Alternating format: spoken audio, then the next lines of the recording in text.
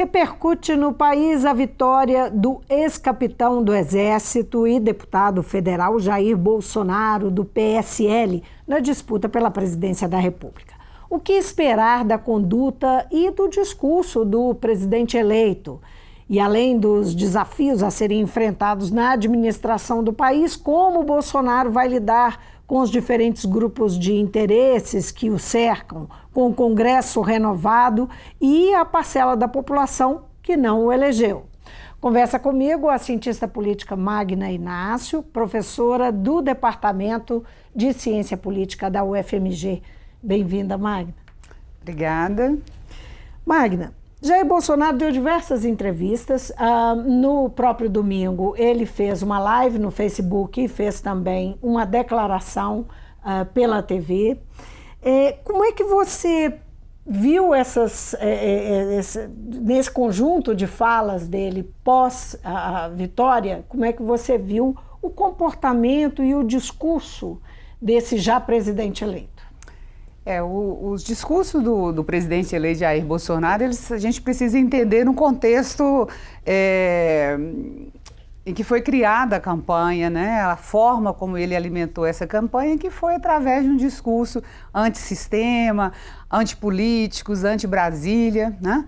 E esse é o momento em que ele está organizando a transição dessa fase de campanha para uma fase de governo, né? E as primeiras manifestações, o que nós vimos é ainda a persistência de um discurso mais confrontacional, um discurso ainda muito carregado de crítica, de demarcação de diferença, né, do seu estilo em relação aos governantes anteriores.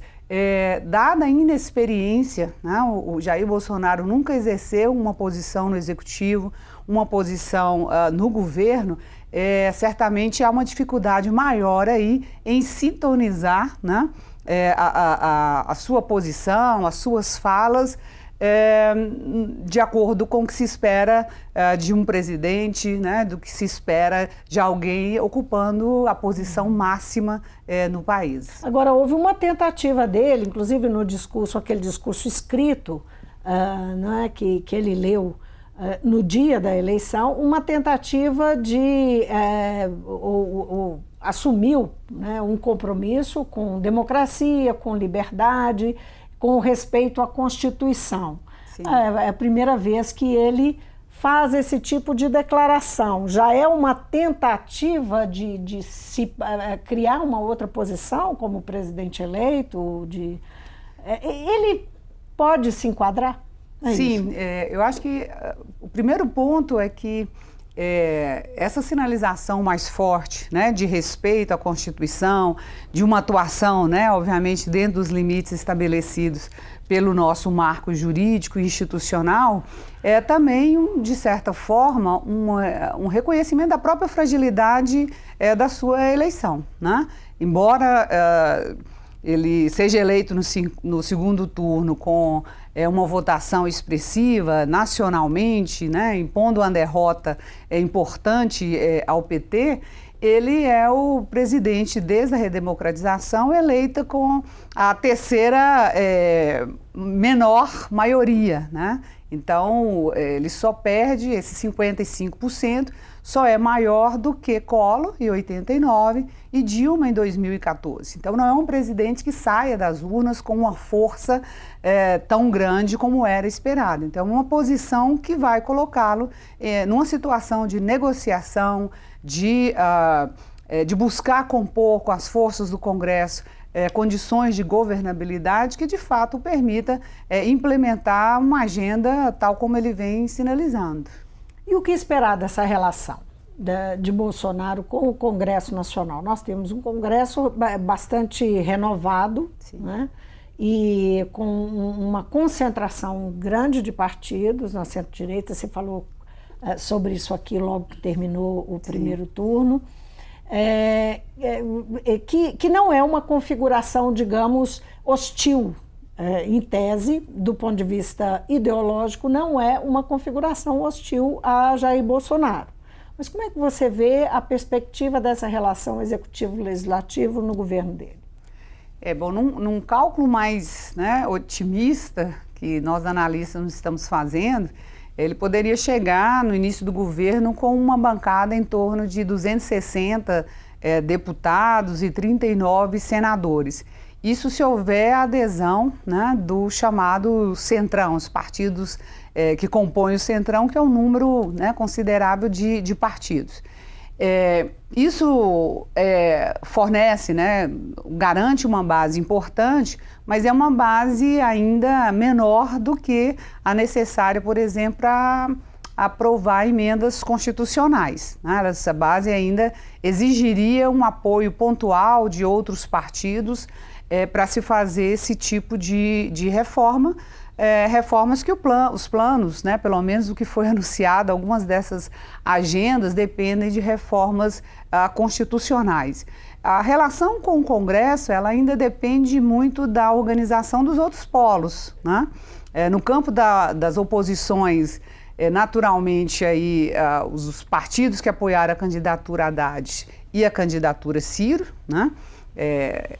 Restam dúvidas da articulação desse grupo numa direção de atuação coordenada, dado que foram dois candidatos que obtiveram, né, votações expressivas, e essa liderança das oposições certamente vai ser objeto de disputa ainda, né, entre esses partidos.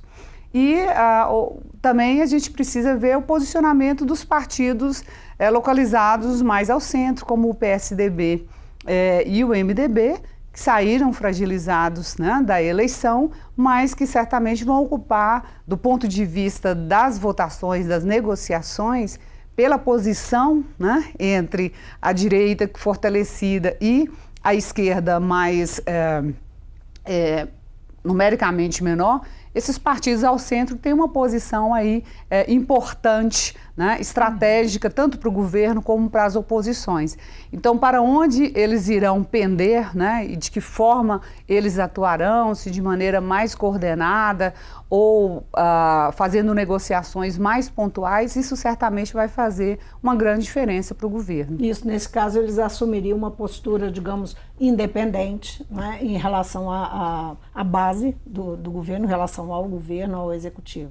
Sim, porque para poder negociar pontualmente. Tanto a posição do PSDB como do MDB, elas serão posições que levarão em conta a inclinação dos governos subnacionais, né, dos governadores eleitos, onde esses partidos ainda manifestaram uma força importante, né? Então, a liderança nacional desses partidos certamente terão que ouvir e negociar com esses governadores, né, com essas forças subnacionais, para decidir a sua posição frente ao governo Bolsonaro.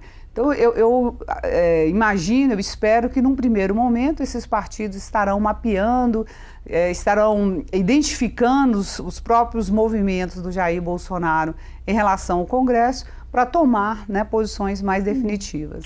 E as bancadas informais do Congresso? Existem algumas bancadas bastante poderosas, né, nós podemos elencar, inclusive que em tese se alinhariam prontamente a Jair Bolsonaro, mas como no Congresso Nacional não existe esse tipo de comportamento, as coisas não são tão simplistas assim, mas existe a bancada chamada popularmente da Bíblia, da bala, e a bancada do boi, que é a bancada dos ruralistas, dos produtores rurais. Eles representam informalmente 3 bancadas e que juntos formam mais da metade do Congresso, né, com certeza. Como é que você acredita que no governo Bolsonaro, que está aí, digamos, fazendo um outro perfil em relação à institucionalidade e tal, pode vigorar no Congresso um novo formato, que essas bancadas ganhem espaço e fiquem mais poderosas, correndo por fora dos partidos? Você vê essa possibilidade? As bancadas parlamentares, né, essas bancadas temáticas, que são várias no Congresso, elas funcionam bem, elas votam, né, os deputados votam juntamente, mas quando esses temas estão sendo discutidos, né? Então elas funcionam bem para votar aqueles temas relacionados às suas áreas de interesse. Isso de forma alguma significaria uma base estável para um governo propondo medidas nas diferentes áreas e algumas medidas politicamente custosas, né, como da Previdência, não necessariamente essas bases, essas bancadas parlamentares ofereceriam essa estabilidade em votações de reformas desse tipo. Agora, Jair Bolsonaro fez uma sinalização nessa segunda-feira à noite, em entrevistas que ele deu. Paulo Guedes, que está indicado aí como o ministro da Fazenda dele, também fez no sentido de apoiar a votação da reforma da Previdência ainda no governo Temer, ainda nesse resto de ano, né? Como é que você imagina esse Congresso que está saindo, que mais de 40% dele, quase 47%, se não me engano, está saindo, né? E tem uma outra turma chegando, mas é essa turma que está lá ainda que teria que votar essa reforma da Previdência. Como é que poder de atuação teria realmente esse grupo de transição, esses grupos que estão em torno de Jair Bolsonaro e o próprio Bolsonaro dentro do Congresso Nacional nesse momento? Para o governo seria, digamos, né, um processo dos sonhos, né? Deixar essa conta para o governo Temer e não gastar o seu capital político conduzindo uma reforma que é de difícil aprovação, como a reforma da Previdência. Então, do ponto de vista... desgaste seria maravilhoso. Do ponto de vista do governo, seria melhor chegar com essa agenda já resolvida e não comprometer a sua lua de mel com o Congresso votando uma matéria desse tipo. Mas não me parece que é um cenário viável, né? Primeiro porque os parlamentares derrotados, né, teriam que assumir esse ônus, né? E dificilmente o farão sem ter clareza do tipo de benefício que isso traria para eles, uma vez que eles estão saindo da política ou pelo menos estarão, né, fora desse cenário nos próximos anos, né? Então, sem uma sinalização clara de quais recompensas, de quais benefícios, né, esses parlamentares ou seus partidos teriam com essa aceleração da Previdência, me parece um cenário bastante difícil. Para os partidos, certamente, pode ser mais interessante, né, avaliar melhor esse cenário, inclusive reformulando partes desse projeto ou apresentando um novo projeto ao Congresso e fazer dessa um primeiro teste, né, da gestão Jair Bolsonaro no Congresso. Agora, o que representa a vitória de Bolsonaro para as instituições do país? Nós estamos falando dos outros poderes, né? Das instituições como um todo, o Judiciário, o próprio Congresso, o Ministério Público, enfim. Como é que você vê essa... Eu acho que o processo de transição, né, agora ele oferece, assim, ele pode nos informar, nos dar sinais de como essa relação, né, vai ser estabelecida a partir da própria composição dessa equipe de transição de governo, né?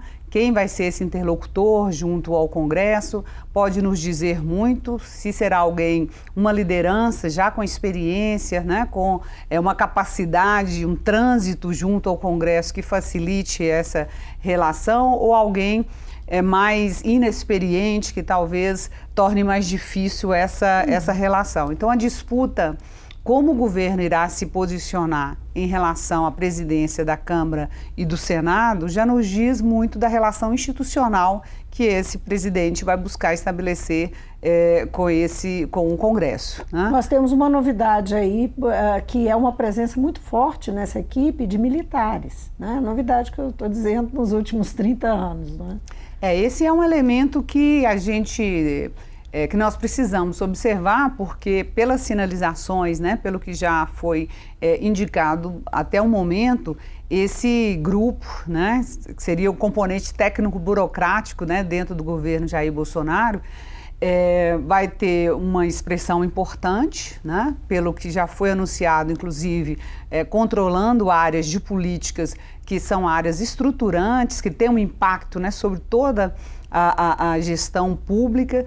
São áreas também que são bastante cobiçadas, né, pelos políticos, pela capilaridade, pelo impacto que essas políticas têm nos estados e municípios, né? Tem aí uma proposta de criar um Ministério da Infraestrutura, que reuniria ministérios que são responsáveis por obras públicas, por investimentos, né, que são sempre de grande interesse por parte dos parlamentares e dos políticos. Então, o tamanho dessa presença dos militares, quais áreas eles irão ocupar e como se dará essa relação desses ministérios com o Congresso, é algo que vai nos dar uma visão mais clara do que é esse governo Jair Bolsonaro e como se dará a relação com outros poderes, né? Uhum. Agora, há um temor de que o autoritarismo, pelo menos verbal, praticado por Bolsonaro, seja colocado em prática no exercício da presidência da República. Essa é uma preocupação que vem da campanha, os opositores apontam para esse risco e o próprio Bolsonaro, no discurso dele, dá elementos para se julgar esse tipo de coisa. Aí a pergunta é, diante do conflito, porque governar certamente tem uma dose grande, não é, de gerir conflitos, não é? Você vê risco de que essa verve autoritária dele se sobreponha, que ele tenha dificuldades de enfrentar, de não conseguir negociar, enfim, tomar atitudes autoritárias? Eu acho que o primeiro ponto para a gente responder essa questão, Vivi, é pensar como se dará a convivência desses diferentes grupos dentro do governo, né? Nós estamos falando aqui desse segmento militar, estamos falando de nomes partidários que terão que responder, prestar conta aos seus partidos, né? No Congresso e fora do Congresso, e certamente aí um grupo de apartidários ligados a setores econômicos, a grupos de interesses que também devem ser nomeados para esse gabinete. Tem os familiares também. E também os familiares que devem estar ali no núcleo mais central, né, que a gente chama o círculo íntimo ali da presidência. Então, esse é um governo que vai exigir uma capacidade de coordenação, até pelo que ele está anunciando de mudança, né, nas formas de lidar com os partidos, na forma de lidar com o Congresso. É um governo que vai demandar do presidente muita capacidade de coordenação. E aí a inexperiência do Jair Bolsonaro de lidar com essa situação dentro do executivo, isso vai ser o grande teste dele, né? Então a minha expectativa é de que seja um governo mais politizado, no sentido de que a tentativa do governo de manter controle, de liderar esses setores, vai ser nomeando pessoas leais ao presidente para postos chaves, e dentre esses leais se inclui aí vários militares, né? Então, é um governo que ele vai depender muito desse posicionamento de leais em setores estratégicos. Não para unificar o discurso. E controlar os diferentes segmentos dentro do executivo. Uma incógnita é como que o governo, né, sob a liderança do Jair Bolsonaro, ele irá lidar com o funcionalismo público, né? O funcionalismo público pode ser um sério entrave, né? Principalmente a elite do funcionalismo público, pelo conhecimento que tem, né, de como a máquina funciona, de como as políticas são implementadas, o que deve ser feito, o que não deve ser feito, coisa que o Jair Bolsonaro e toda a sua equipe, né, tem uma total inexperiência, né? Nem o Paulo Guedes, nem o Onyx Lorenzoni, nem o vice-presidente, nem Bolsonaro tem experiências no executivo. Então, essa dependência do funcionalismo público, principalmente da elite do funcionalismo público, é algo que vai exigir do presidente estratégias, né? Uma política, né, clara em relação a esse segmento. ou ele busca esse segmento para implementar, né, essas decisões, as suas políticas, ou ele pode centralizar mais essas decisões e aí talvez enveredar, digamos, por uma postura mais autoritária, né, mais de reforço da hierarquia dentro do próprio executivo. E todo governo tem uma lua de mel, você se referiu a essa lua de mel, normalmente conta, a imprensa conta 100 dias, 100 dias. Né? Ou 100 dias. Será que ele vai ter? Eu acredito que vai ser uma lua de mel mais curta, né? Pelo nível de incerteza que paira sobre o governo e principalmente por ter que enfrentar uma agenda de reformas após prometer mudanças, né, radicais no jeito de fazer política e no jeito de governar, fazer reformas que têm custos, né? E não me parece que o governo até o momento tenha um planejamento ou tenha clareza sobre como essas políticas serão propostas, quais são os detalhes dessas políticas, e isso pode fazer com que esse processo seja mais errático do que seria desejável para alguém que tem 100 dias de lua de mel. E isso passa muito pelo sucesso na economia, né? Sim, esse é um ponto sensível no governo, porque as expectativas são muito grandes por parte, né, da população. O candidato, quando o candidato Jair Bolsonaro, né, essa associação entre corrupção, crise econômica, né, o fracasso de algumas políticas fez com que a população criasse uma grande expectativa em torno de soluções fáceis, né, ou rápidas para essas questões. E não são políticas que têm resultados tão imediatos. Então, isso pode ter um efeito corrosivo, né, dessa lua de mel ou dessas expectativas do eleitor, né? Agora, o governador eleito, Romeu Zema, vai tentar, já deu essa declaração, logo que foi eleito, tentar negociar a dívida de Minas, que é um problema seríssimo. Boa parte do que Minas arrecada é corroída justamente pela dívida que é com a União. Essa renegociação passa, então, por uma renegociação com o governo federal de Jair Bolsonaro. Como é que você vê assim, a perspectiva dessa relação federativa e especialmente de Minas Gerais com Bolsonaro? O Jair Bolsonaro, ele tem de forma, assim como ele fez, né, em relação a outras propostas, ele sinaliza para uma descentralização de recursos, para um reforço de estados, né, das finanças de estados e municípios, sem qualquer detalhamento, né? Isso tem sido ventilado, mas é algo que me parece, pelo menos de forma rápida, pouco viável em função da situação fiscal, né, da União, a situação em que o governo federal se encontra e cujo enfrentamento ou solução depende de reformas como as, né, que nós estamos mencionando, como a da Previdência e outras reformas que irão demandar tempo, né?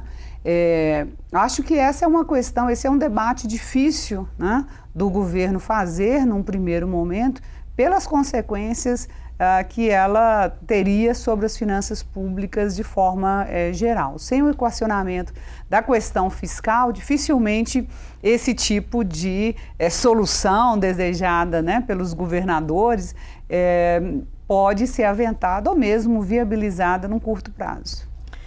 Magna Inácio, a ver tudo isso, né? Vamos ver o que acontece. Muito obrigada pela sua presença. Obrigada a você pela oportunidade. Eu conversei com a cientista política Magna Inácio, professora do Departamento de Ciência Política da UFMG. Nós falamos aqui nós estamos aqui há 2 dias, né? 2 dias depois da eleição de Jair Bolsonaro, também do governador de Minas Gerais, o próximo governador, Romeu Zema, e falamos especialmente dessa relação executivo-legislativo, como é que vai se dar em Brasília e tudo que isso envolve, inclusive os grupos de poder que estão em torno de Jair Bolsonaro, o processo de transição e o elenco de prioridades do governo, como é que vai lidar com isso, inclusive a questão econômica. O Mundo Político fica por aqui, obrigada por nos acompanhar. Só lembrando que você também pode assistir nossas entrevistas pelo YouTube e pelo nosso site e interagir com a gente pelo e-mail e pelo Twitter. Então, até a próxima.